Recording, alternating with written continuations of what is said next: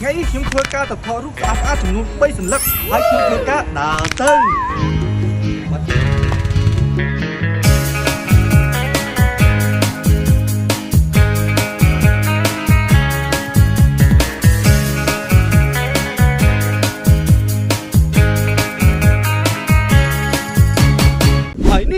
cái lái thọ rútរបស់យើងទី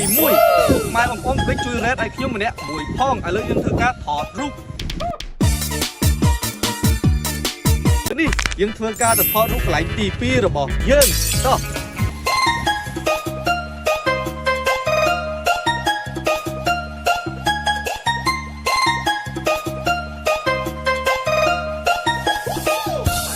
ឥឡូវនេះយើងមកដល់កន្លែងថតរូបទី2ហើយបងប្អូនកុំភ្លេចជួយរ៉េតឲ្យខ្ញុំម្នាក់មួយផង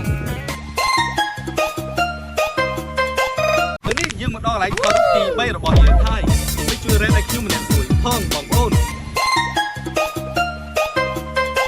ឥឡូវនេះកន្លែងថតទាំង3របស់យើងក៏ថតរួចហើយដែរវីដេអូនេះក៏អត់មានអីច្រើនដែរបើបងប្អូនចូលចិត្តវីដេអូខ្ញុំកុំភ្លេចជួយ follow page ខ្ញុំមួយផងដូង